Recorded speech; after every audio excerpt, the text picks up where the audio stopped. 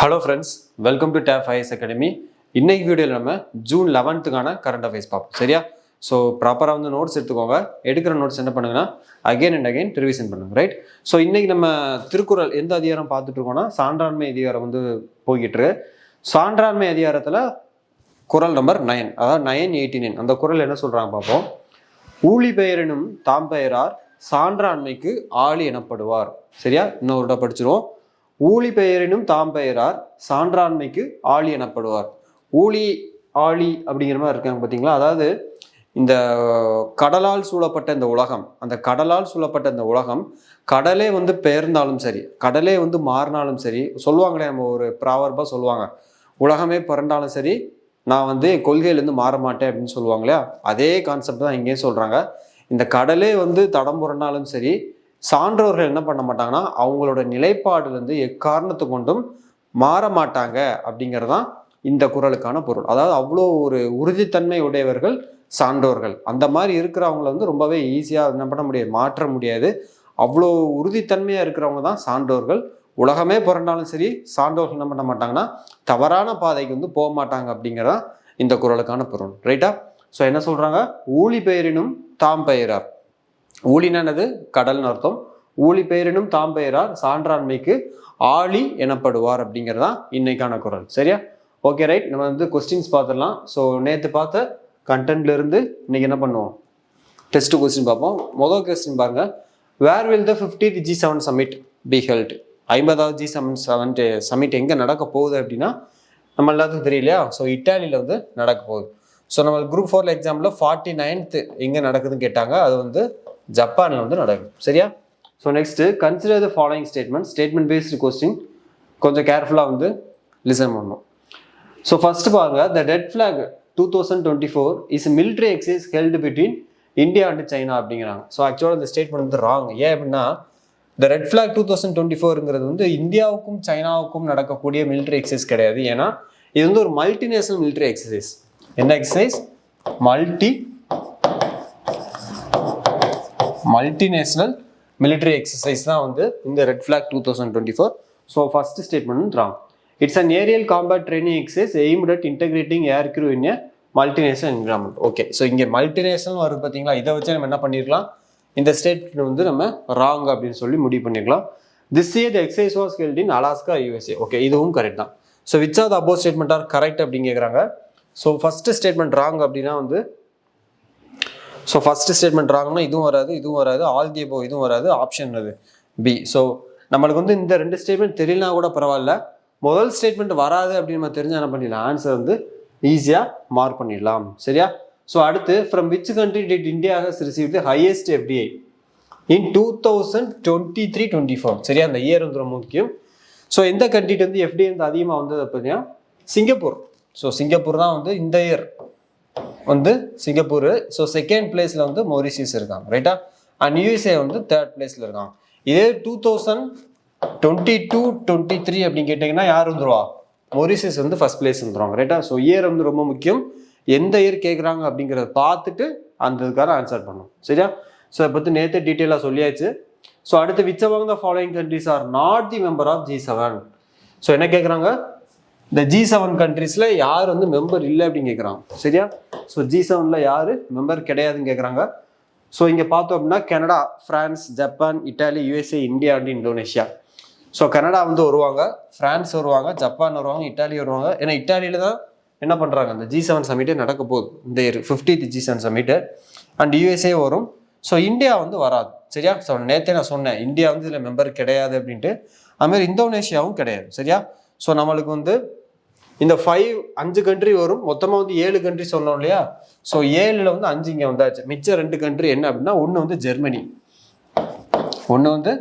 Germany and இன்னொன்று எது miss ஆகுது அப்படின்னா UK, யுனைடெட் கிங்டம். ஸோ இந்த 2 கண்ட்ரி சேர்த்தா மொத்தமாக 7 கண்ட்ரிஸ் என்னது நம்மளுக்கு G7ல இருப்பாங்க.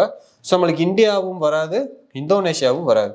ஸோ 6, 7 நம்மளுக்கு கிடையாது. அப்படி தானே? ஸோ ஆப்ஷன் வந்து என்னது 6 and 7 only. ஸோ இந்த 2 கண்ட்ரிஸ் தான் கிடையாது. ஸோ அடுத்து the World Food Safety Day is observed on. World food safety day வந்து என்னைக்கு அப்சர்வ் பண்ணுறோம்னா ஜூன் 7 அப்சர்வ் பண்ணுறோம். சரியா? Okay right. ஸோ இன்றைக்கான கொஸ்டின்ஸ் அவ்வளோதான். ஸோ இந்த மாதிரி தான் வந்து நம்மளுக்கு என்ன பண்ணுவாங்க, அப்கமிங் குரூப் 1 எக்ஸாம் இல்லை குரூப் 2 எக்ஸாமில் வந்து இந்த மாதிரி தான் ஸ்டேட்மெண்ட் பேஸ்டாக இருக்கும் அண்ட் ட்விஸ்ட் பண்ணி வைப்பாங்க. சரியா? ஸோ கொஞ்சம் கேர்ஃபுல்லாக வந்து பார்த்து ஆன்சர் பண்ணணும். ரைட்டா? ஸோ இன்றைக்கான கரண்ட் அஃபேர்ஸ் போயிடலாம்.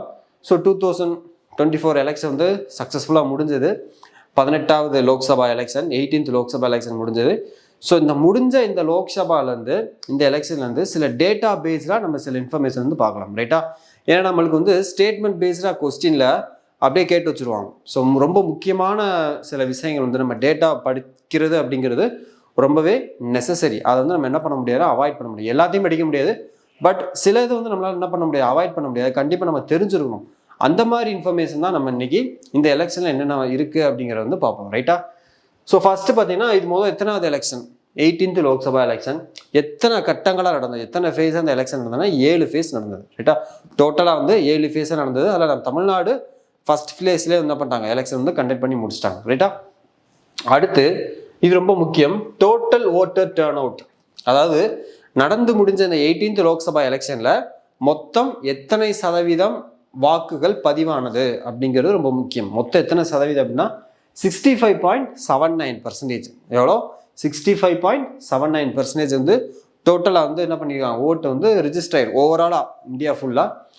இந்த இந்த இந்த இந்த 18th சபா எலெக்ஷனில் வந்து பார்த்தீங்கன்னா இந்த வேல்யூ வந்து போன 2019 எலெக்ஷனை கம்பேர் பண்ணும்போது இது வந்து கம்மி தான். அதாவது ஓட்டிங் பண்ணுறவங்களோட எண்ணிக்கை வந்து குறைஞ்சிருச்சு அப்படிங்கிறது நம்ம இங்கே நோட் பண்ணணும். ரைட்டா?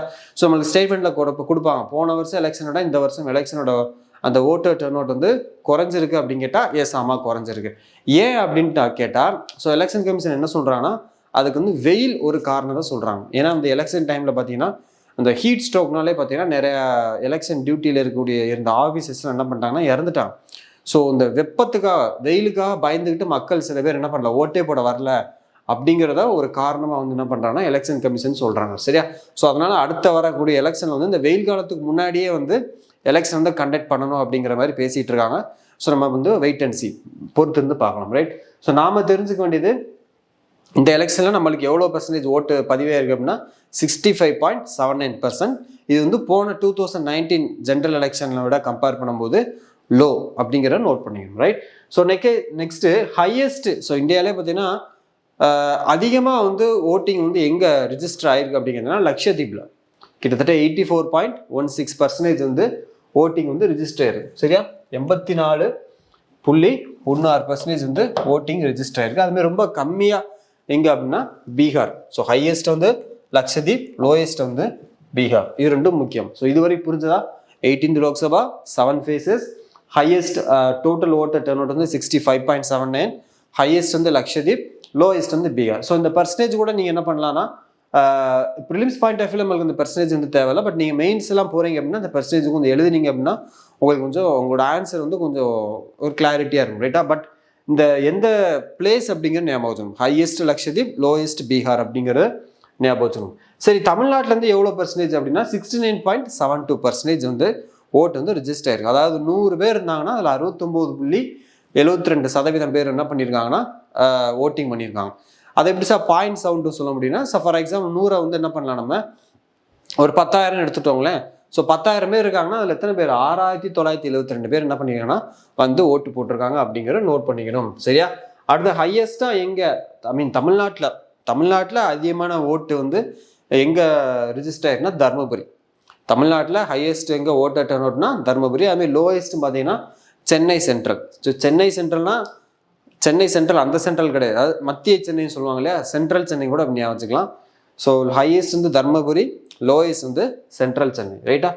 ஸோ நெக்ஸ்ட் வந்து டோட்டல் எலிஜிபிள் ஓட்டர்ஸ். ஸோ மொத்தமாக வந்து பார்த்தீங்கன்னா ஓட்டு போடுறதுக்கு எத்தனை பேர் தகுதியாக இருந்தாங்க, இந்திய மக்கள் தொகையில், இந்தியன் பாப்புலேஷனில் எத்தனை பேர் வந்து குரோரில் கரெக்டாக எக்ஸாக்டாக சொல்லணும் அப்படின்னா 96.8 crore, 96.8 கோடி மக்கள் வந்து ஓட்டு போடுறதுக்கு தகுதியாக இருந்தாங்க. அந்த 96.8 கோடியில் எத்தனை பேர் வந்து ஓட்டு போட்டாங்க அப்படின்னா 64.2 crore வந்து என்ன பண்ணியிருக்காங்க, ஓட்டிங் வந்து ரிஜிஸ்டர் பண்ணியாங்க. ஸோ கிட்டத்தட்ட பார்த்தீங்கன்னா கிட்டத்தட்ட 32 கோடி மக்கள் என்ன பண்ணலன்னா ஓட்டிங்கே பண்ணல. சரியா? So next first time voters, முதல்ல ஓட்டு போடுவாங்களே. ஸோ 18 years முடிஞ்சோடனே ஃபர்ஸ்ட் டைம் ஓட் போட்டவங்க வந்து பார்த்தீங்கன்னா 1.82 crore வந்து ஓட் போட்டிருக்காங்க ரைட்டா. ஸோ இதான் வந்து பார்த்தீங்கன்னா சில முக்கியமான டேட்டாஸ் இந்த எலெக்ஷனை பற்றின சில இம்பார்ட்டன்ட் டேட்டாஸ், எங்கே ஓட்டிங் அதிகமாக இருக்குது, இங்கே கம்மியாக இருக்குது, ஸோ ஃபஸ்ட் டைம் ஓட்டர்ஸ் எவ்வளோ, டோட்டல் எலிஜிபிள் ஓட்டர்ஸ் எவ்வளோ, வந்து ஓட்டு போட்டாங்க எவ்வளோ, ஸோ இதெல்லாம் பார்த்தாச்சு ரைட்டா. ஸோ இது வந்து பார்த்தீங்கன்னா சில ஜென்ரல் சம்டைம்ஸ் கேட்கலாம் அப்படிங்கிற மாதிரியான சில இன்ஃபர்மேஷன், பட் தெரிஞ்சிருக்கும் தான். பட் அந்த டைமில் நம்ம என்ன பண்ணிடுவோம், மறந்துடும், எக்ஸாம் டைமில் மறந்துடும். அதுக்காக தான் வந்து பார்த்தீங்கன்னா இந்த பிடிஎஃப்ல இதை கொடுத்தாச்சு. ஸோ எலெக்ஷன் ரிசல்ட்டு எப்போம்னா June 4th அன்னைக்கு என்ன பண்ணாங்க, எலெக்ஷன் கவுண்டிங் பண்ணி அன்னைக்கு என்ன பண்ணிட்டாங்க, ரிசல்ட் வந்து டிக்ளேர் பண்ணிட்டாங்க. So oath of prime minister என்னைக்கு நம்ம கேட்கலாம், எப்போ வந்து பிரதமர் வந்து 3வது முறையாக என்னைக்கு வந்து பதவியேற்றார் அப்படின்னு கூட கேட்கலாம். ஸோ என்னைக்கும்னா June 9 அன்னைக்கு அவங்க என்ன பண்ணிட்டாங்க, பதவியேற்றாங்க. ஸோ இது வந்து எனக்கு தெரிஞ்சு கேட்கறதுக்கான சான்சஸ் வந்து அதிகமாக இருக்குது. ஸோ June 9 சரியா. ஸோ நோட் பண்ணிக்கோங்க, ஓத் ஆஃப் பிரைம் மினிஸ்டர் வந்து June 9 ரைட். அதாவது வந்து டைரெக்டாக கேட்க மாட்டாங்க, பட் என்ன பண்ணலாம், ஏதோ ஒரு ஸ்டேட்மெண்ட்டில் என்ன பண்ணலாம், ஒரு ஸ்டேட்மெண்ட்டாக உள்ள கொடுத்து விடலாம்.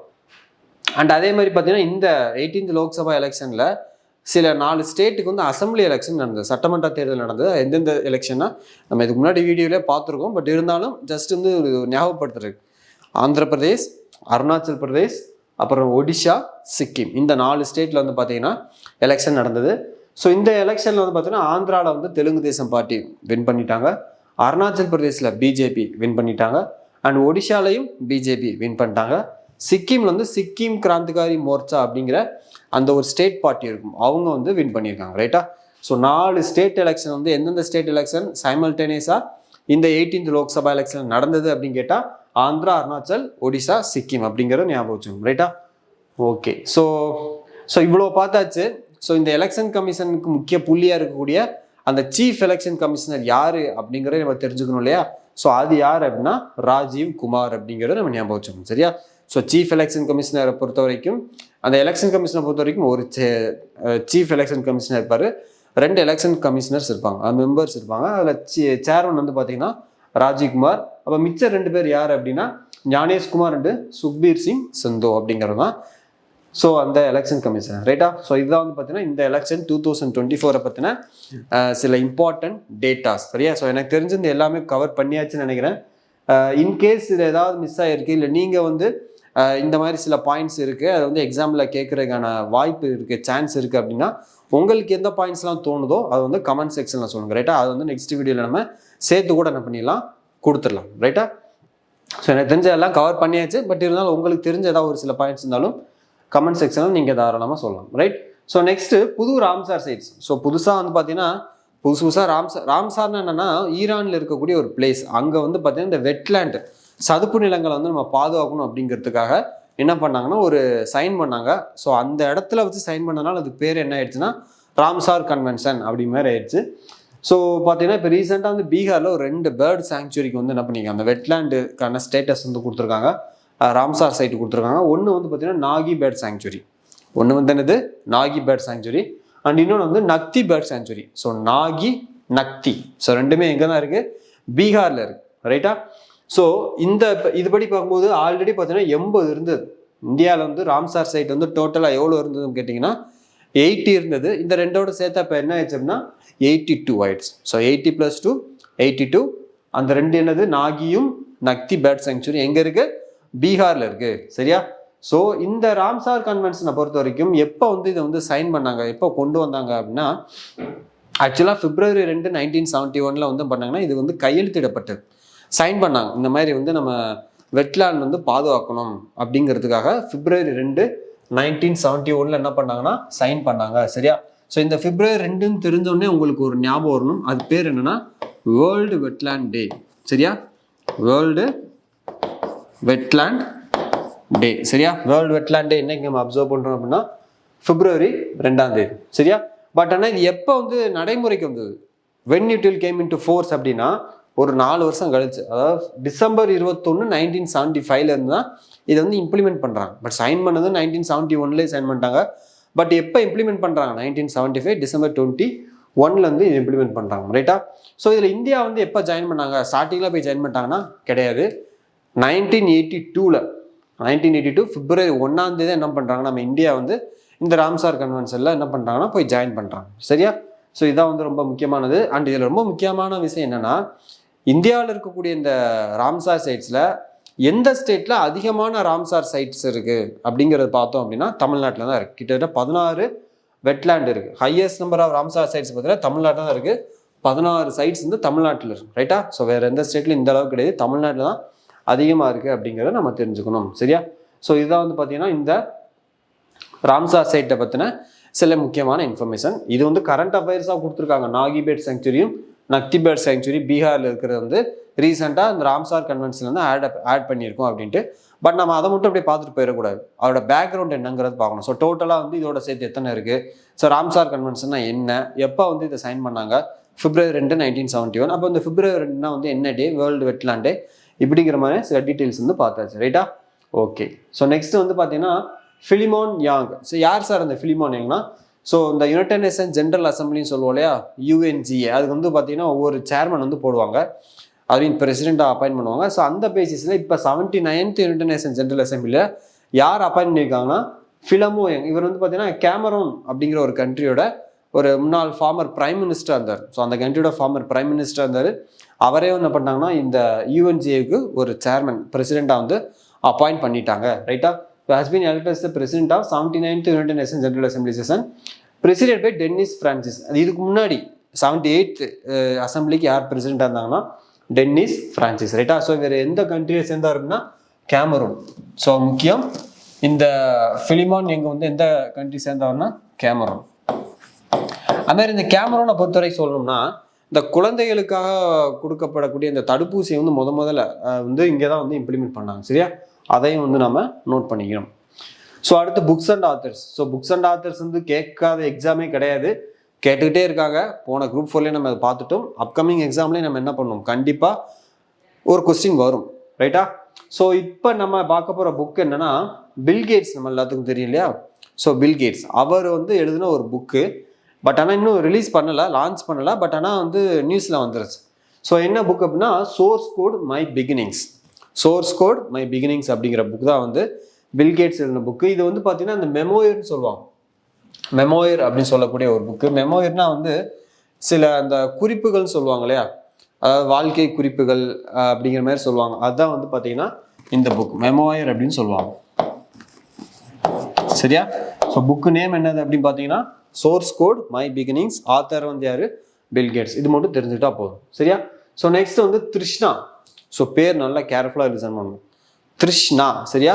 TRISHNA, திருஷ்ணா. ஸோ இது என்ன சார் திருஷ்ணா அப்படின்னா, it's a joint Indo French infrared earth observance satellite mission. So இந்தியாவும் பிரான்ஸும் சேர்ந்து ஒரு சேட்டலைட் வந்து லான்ச் பண்ணுறாங்க. அதுக்கு பேர் தான் பார்த்தீங்கன்னா இந்த திருஷ்ணா. ரைட்டா? அதான் எர்த் அப்சர்வேஷன் சேட்டலைட் மிஷன். இது ரொம்ப முக்கியமான word, earth observation satellite mission, EOS கூட சொல்லுவாங்க. ரைட்டா? ரைட். ஸோ கிருஷ்ணாங்கிறது பார்த்தீங்கன்னா இதோட ஃபுல் மீனிங் என்ன அப்படின்னா thermal infrared imaging satellite for high resolution natural resource assessment அப்படிங்கிறதா இந்த திருஷ்ணாவோட எக்ஸ்பான்ஷன். பட் அது இது வந்து நம்ம மனப்பாடம் பண்ண வேணாம், பட் தெரிஞ்சுக்கணும். சரியா? திருஷ்ணாங்கிறது என்னன்னா அப்படிங்கிறது மாதிரி தெரிஞ்சுக்கிட்டு எந்தெந்த 2 கண்ட்ரி அப்படின்னா இந்தியாவும் பிரான்ஸ் அப்படிங்கிற நோட் பண்ணிட்டு, ஸோ இதே இதுக்கு லான்ச் பண்ணுறாங்க, எத்தனையோ சேட்டலைட் லான்ச் பண்ணுறாங்க. இது எதுக்குன்னா to monitor surface temperature and water management வருந்தால். ஸோ வேர்ல்டு ஃபுல்லாக இருக்கக்கூடிய அந்த டெம்பரேச்சர் வந்து மானிட்டர் பண்ணுறதுக்கு. ஏன்னா day by day global warming வந்து இன்க்ரீஸ் ஆகிட்டே இருக்குது. ஸோ சீ லெவல் வந்து ரைஸ் ஆகிக்கிட்டே இருக்குது, லேண்டோட சர்ஃபேஸ் வந்து குறைஞ்சிக்கிட்டே இருக்குது. இதை வந்து நம்ம மானிட்டர் பண்ணணும் அப்படிங்கிறதுக்காக இந்தியாவும் ஃப்ரான்ஸும் சேர்ந்து என்ன பண்ணுறாங்க, இந்த ஒரு மிஷன் வந்து திருஷ்ணா அப்படிங்கிற ஒரு மிஷன் லான்ச் பண்ணியிருக்காங்க. And water management around the world, இதுக்கும் வந்து இந்த மிஷன் வந்து யூஸ்ஃபுல்லாக இருக்கும். ரைட்டா? ஸோ இதான் வந்து பார்த்தீங்கன்னா இந்த திருஷ்ணா அப்படிங்கிறது. ஸோ திருஷ்ணா அப்படின்னா என்னன்னா இண்டோ பிரெஞ்ச், இந்தியாவும் ஃப்ரான்ஸும் சேர்ந்து infrared earth observation satellite mission அப்படிங்கிற நாம ஞாபகம் வச்சுக்கணும். சரியா? ஸோ அடுத்து ஏபி ஹோட்டா. இவர் யார்? ஏபி ஹோட்டா அப்படின்னா chairman of the committee to examine aspect of establishing digital public infrastructure for digital payment intelligence platform. So நம்ம வந்து பார்த்தீங்கன்னா நிறைய வந்து இப்போ டிஜிட்டல் வந்து பணம் அனுப்புகிறோம். கூகுள் பே இருக்கலாம், இல்லை பேடிஎம்மாக இருக்கலாம். நிறைய வழியில் வந்து பார்த்தீங்கன்னா மேக்ஸிமம் இன்னைக்கு அந்த டிஜிட்டல் யூஸ் பண்ணி தான் வந்து மணி சென்ட் பண்ணுறோம், இல்லை ரிசீவ் பண்ணுறோம். அப்படி அதில் இருக்கக்கூடிய சில சேலஞ்சஸை வந்து ஸ்டடி பண்ணுறதுக்காக இருக்கக்கூட கமிட்டி தான் பார்த்தீங்கன்னா இவரோட தலைமையில் committee, A P Hota committee. So இன்றைக்கும் பார்த்தீங்கன்னா சில சைபர் கிரைம் நடந்துக்கிட்டு தான் இருக்குது. அதை எப்படி நம்ம அட்ரஸ் பண்ணுறது, எப்படி நம்ம தடுக்கிறது அப்படிங்கிற பற்றி ஸ்டடி பண்ணி ரிப்போர்ட் கொடுக்கறதுக்காக என்ன பண்ணியிருக்காங்க, கவர்மெண்ட் வந்து இந்த ஒரு கமிட்டி ஃபார்ம் பண்ணியிருக்காங்க. அதோட சேர்மன் தான் யார்? ஏபி ஹோட்டா அப்படிங்கிறது. To mitigate payment fraud risk. அந்த பேமெண்ட்டில் வந்து பார்த்தீங்கன்னா சில ஃப்ராட்ஸ்லாம் இருப்பாங்க சரியா, அவங்க கிட்ட வந்து எப்படி தப்பிக்கிறது, அதை எப்படி குறைக்கிறது அப்படிங்கிறத பற்றி அனலைஸ் பண்ணுறதுக்காக தான் இந்த கமிட்டி. அந்த கமிட்டியோட ஹெட் யார்? ஏபி ஹோட்டா. ரைட்டா? Okay right. நம்ம ரீகேப் பார்த்துடலாம். ஸோ குயிக்காக வந்து பார்த்துருவோம். ஸோ 18th லோக்சபா எலெக்ஷன் எத்தனாவது லோக்சபா? 18th லோக்சபா. ஸோ 7 ஃபேஸாக நடந்தது. டோட்டல் ஓட்டர் வந்து பார்த்தீங்கன்னா 65.79%. ஹையஸ்ட் வந்து லக்ஷதீப், லோயஸ்ட் வந்து பீகார். ஸோ பர்சன்டேஜ் வந்து பார்த்துக்கோங்க. தமிழ்நாடு வந்து பார்த்தீங்கன்னா 69.72. சரியா, அதாவது நேஷனலை விட தமிழ்நாடு கொஞ்சம் அதிகமாக இருக்குது. ஸோ நேஷனல் வந்து 65.79, தமிழ்நாடு வந்து 69.72. ஹையஸ்ட் வந்து தருமபுரி, லோயஸ்ட் வந்து மிடில் சென்னை, அதாவது மத்திய சென்னைன்னு சொல்லுவோம் இல்லையா, சென்ட்ரல் சென்னை. ஸோ மொத்தம் எலிஜிபிள் ஓட்டர்ஸ் 96.8 crore. அதில் ஆக்சுவலாக போல் பண்ணது, ஓட்டிங் போட்டது 64.2 crore. So first time voters வந்து 1.82 crore. அண்ட் எலெக்ஷன் அந்த counting date and result date பார்த்தீங்கன்னா June 4th அன்னைக்கு அனௌன்ஸ் பண்ணிட்டாங்க. அண்ட் பிரைம் மினிஸ்டர் வந்து என்னைக்கு பதவி ஏற்றுக்கிட்டாருன்னா June 9th அன்னைக்கு பதவி ஏற்றுக்கிட்டாரு. 4 அசம்பிளி எலெக்ஷன் நடந்தது. ஆந்திரா, அருணாச்சல், ஒடிசா, சிக்கிம். சரியா, ஸோ அதை வந்து பார்த்தாச்சு. அதில் எந்தெந்த பார்ட்டி வின் பண்ணாங்க அப்படிங்கிறத பார்த்துட்டோம். சீஃப் எலெக்ஷன் கமிஷனர் யார்? ராஜீவ் குமார். எலெக்ஷன் கமிஷனர் வந்து ஞானேஷ்குமாரும் சுக்பீர் சிங் சந்து அப்படிங்கிறதான். இவ்வளோதான். இதுதான் வந்து ரொம்ப ரொம்ப இம்பார்ட்டன்ட். நம்ம எக்ஸாமில் வந்து கண்டிப்பாக எதிர்பார்க்கக்கூடிய எல்லா பாயிண்ட்ஸும் இதுக்குள்ளே கொடுத்தாச்சு. இது போக இன்கேஸ் உங்களுக்கு ஏதாவது ஒரு பாயிண்ட் வந்து தோணுது, இது கேட்கலாம் சார் அப்படின்னா நீங்கள் தாராளமாக என்ன பண்ணலாம், கமெண்ட் செக்ஷன் வந்து கமெண்ட் பண்ணலாம். சரியா, அடுத்து வந்து பார்த்தீங்கன்னா நியூ ராம்சார் சைட்ஸ், பீகாரில் இருக்கக்கூடிய நாகி பேர்ட் சாங்சுரியும் நக்தி பேர்ட் சாங்சுரி என்ன பண்ணியிருக்காங்க, ரீசெண்டாக இந்த ராம்சார் சைட்டில் ஆட் பண்ணியிருக்காங்க. அண்ட் இன்னொரு முக்கியமான விஷயம், ஸோ நேற்று வீடியோவில் வந்து ஒருத்தவங்க வந்து ஒரு சப்ஸ்கிரைபர் வந்து கமெண்ட் சொல்லியிருந்தாங்க, சார் குரூப் 1க்கு வந்து கரண்ட் அஃபேர்ஸ் வந்து கொடுங்க அப்படிங்கிற மாதிரி கேட்டிருந்தாங்க. ஸோ கண்டிப்பாங்க, அவங்க நேம் வந்து ஞாபகம் இல்லை. ஸோ கண்டிப்பாக வந்து நம்ம என்ன பண்ணலாம், குரூப் 1ம் சரி இல்லை அப்கமிங் குரூப் 2 இருந்தாலும் சரி, ரெண்டுக்குமே வந்து பார்த்தீங்கன்னா குரூப் 1 இன்னும் 1 month தான் இருக்குது. Right, so July 13 exam. So 1 month தான் இருக்குது. ஸோ நம்ம வந்து இந்த ஜான்வரிலேருந்து இந்த ஜூன் வரைக்கும் ஒரு 6 month கரண்ட் அஃபேர்ஸ் வந்து ஏதாவது ஒரு குரூப் 1 கவர் பண்ணுற மாதிரி என்ன பண்ணலாம், ஏதாவது ஒரு இனிஷியேட்டிவ் எடுப்போம். ரைட்டா, ஸோ கண்டிப்பாக எடுப்போம். ஸோ அது வரைக்கும் டெய்லி கரண்ட் அஃபேர்ஸை நீங்கள் என்ன பண்ணுங்கள், வாட்ச் பண்ணிகிட்டே இருங்க. சரியா, so total number of Ramsar site வந்து எத்தனை, இப்போ கரண்ட்டாக இப்போ இந்த செகண்ட் படி total number of Ramsar sites in India வந்து 82. ஸோ அதில் அதிகமாக இருக்கிறது எங்கே அப்படின்னா தமிழ்நாடு, 16 ராம்சார் சைட் இருக்கா. Okay right. ஸோ அதெல்லாம் பார்த்துட்டோம். இன்றைக்கி ராம்சார் சைட்டு கன்வென்ஷன் சைன் பண்ணாங்க, என்ன இது அப்படின்னு பார்த்துட்டோம். அண்ட் February 2 வந்து என்னது, World Wetland Day. And Philemon Yang வந்து 79th யுனைடெட் நேஷன் ஜெனரல் அசம்பிளியோட சேர்மனை வந்து அப்பாயிண்ட் பண்ணியிருக்காங்க. ரைட்டா, ஸோ அது மட்டும் தெரிஞ்சுட்டா போதும். கிருஷ்ணாங்கிறவங்க வந்து பார்த்தீங்கன்னா இந்தியாவும் ஃப்ரான்ஸும் சேர்ந்து எர்த்தை மானிட்டர் பண்ணுறதுக்காக, அதாவது இந்த கிளைமேட் சேஞ்சுக்காக, அந்த சர்ஃபேஸ் டெம்பரேச்சர் வந்து மானிட்டர் பண்ணுறதுக்காகவும் வாட்டர் மேனேஜ்மெண்ட்டுக்காகவும் இந்தியாவும் ஃப்ரான்ஸும் சேர்ந்து உருவாக்கின ஒரு மிஷன், சேட்டலைட் மிஷன் தான் எர்த் அப்சர்வேஷன் சேட்டலைட் மிஷன் தான் என்னது இந்த திருஷ்ணா. இது வந்து இன்ஃப்ராரெட், முக்கியமான வேர்டு வந்து என்னது, இன்ஃப்ராரெட் அப்படிங்கிறது நம்ம நோட் பண்ணிக்கணும். சரியா, ஸோ அடுத்து வந்து பார்த்தீங்கன்னா ஏபி ஹோட்டா. ஸோ இந்த பேமெண்ட்டில் இருக்கக்கூடிய சில ரிஸ்க்கை வந்து மிட்டிகேட் பண்ணுறதுக்காக, அந்த ஃப்ராடை வந்து நம்ம மிட்டிகேட் குறைக்கிறதுக்காக கவர்மெண்ட் என்ன பண்ணியிருக்காங்க, இவரோட தலைமையில் ஒரு கமிட்டி அப்பாயிண்ட் பண்ணியிருக்காங்க. To digital public infrastructure for digital payment intelligence platform அப்படிங்கிறதுக்காக என்ன பண்ணியிருக்காங்க, இந்த ஏபி ஹோட்டா கமிட்டியை வந்து அப்பாயிண்ட் பண்ணியிருக்காங்க. அண்ட் புக்ஸ் அண்ட் ஆத்தர்ஸை பொறுத்த வரைக்கும் சோர்ஸ் கோட் மை பிகினிங்ஸ் அப்படிங்கிற புக்கு பில்கேட்ஸ் எழுதுனேன். இது வந்து ஒரு மெமோயர், அந்த நினைவு குறிப்புகள்னு சொல்லுவாங்க. மெமோயர் அப்படின்னா என்னன்னா நினைவு குறிப்புகள். ஸோ அதை சம்மந்தப்பட்ட புக் தான் இது. பில்கேட்ஸ் எழுதியிருக்காரு. சோர்ஸ் கோட் மை பிகினிங்ஸ் அப்படிங்கிறதான் இந்த புக்ஸ் அண்ட் ஆத்தர்ஸ். சரியா, ஓகே ரைட். ஸோ இன்னைக்கான வீடியோ வந்து அவ்வளோதான். கண்டிப்பாக வந்து இந்த வீடியோ வந்து உங்களுக்கு ரொம்ப ஹெல்ப்ஃபுல்லாக இருக்கும். ஸோ ப்ராப்பராக வந்து நோட்ஸ் எடுத்துக்கோங்க. அண்டு இந்த வீடியோ வந்து என்ன பண்ணுவோம், ஃப்ரெண்ட்ஸோட ஷேர் பண்ணிவிட்டு, அண்டு கண்டிப்பாக வந்து நம்ம அப்கமிங் குரூப் 1க்கும் சரி இல்லை குரூப் 2க்கும் சரி ஒரு புது இனிஷியேட்டிவ் எடுத்துகிட்டு கொண்டு போகலாம். சரியா, ஸோ ஸ்டே டியூன்ட். நாளைக்கு நம்ம நெக்ஸ்ட் டே கரண்ட் அஃபேர்ஸில் பார்க்கலாம். அண்டு இந்த வீடியோ வந்து லைக் பண்ணிவிட்டு நம்ம சேனலையும் வந்து சப்ஸ்கிரைப் பண்ணிட்டு போங்க. தேங்க்யூ.